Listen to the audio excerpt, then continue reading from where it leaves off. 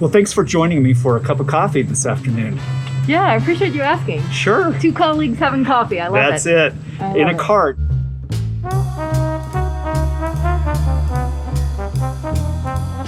You know, this is a little bit better drive, not much better than my first car that I had when I started college way back in 1983. For $500, I got a Ford Pinto, a hatchback, lime green.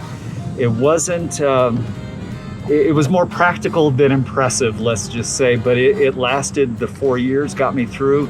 And in fact, at the end of, I graduated, and then the next day, I sold it to another theater major for the same $500 that I paid for it. So, you know, it kind of all worked out. What was your first car? My brother and I shared I think it was a 64 Ford Fairlane. It was a kind of a minty green, darker green four-door car that we drove. He was a year ahead of me in school, and I think in his senior year, my junior year, we got a 67, 69 Chevy Malibu, which became the car I drove my senior year. So that was kind of a hot rod. As we turn the corner here, there is where you are, the Marvel House. Yeah, look at the beautiful views. Yeah, the Marvel House is really special. Yeah. I've enjoyed being there. It's quite lovely, and I love the history of it.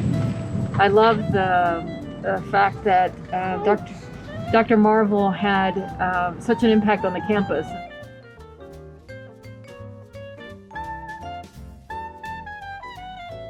Well, let's head over to the Grizzly Roast and get a cup of coffee.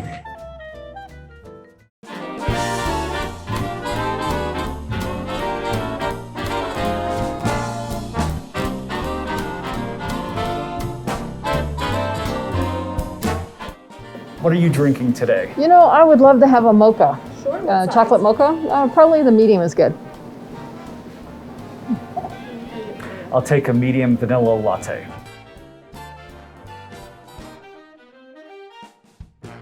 This year is a very exciting year as we move into 2021, as Adams State celebrates our first 100 years of being a place of higher education and moving into the next 100 years.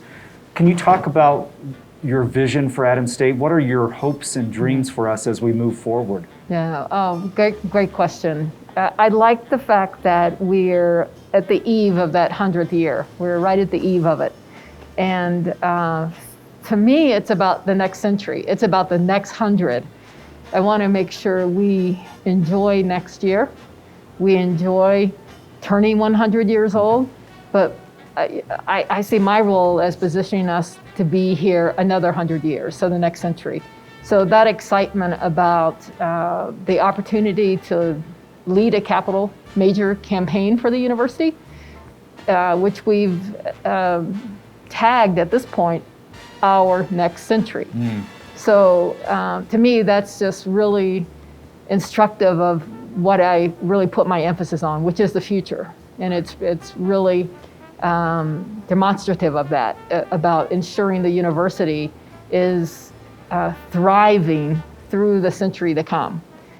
Yeah. Well, as we celebrate moving forward, you know, across this campus, there are so many great stories that were in the past, that are in the present, and as we move forward, including we're looking right across from where we are right now at the ASU Educators Hall of Fame. Yes.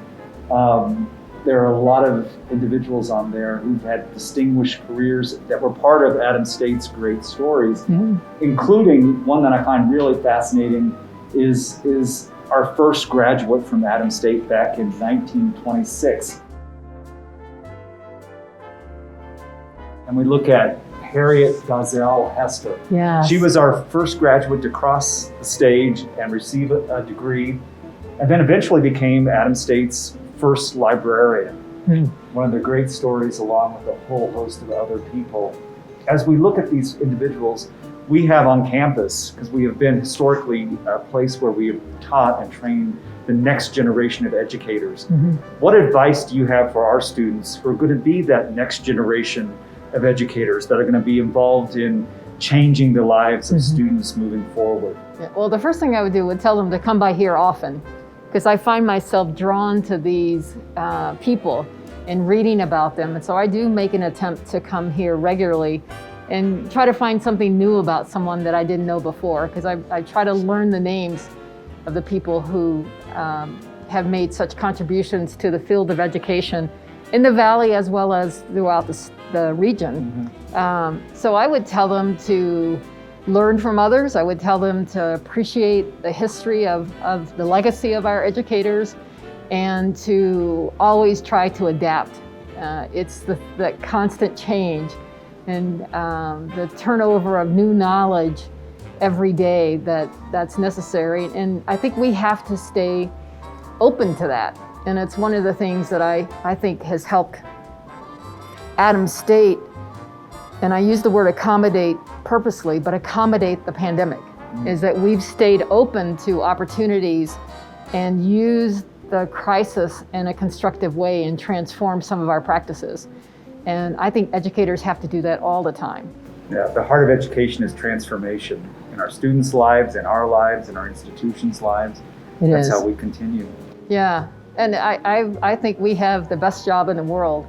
Our job is to transform the lives of the young people who come here. You couldn't ask for a better job. No, absolutely not.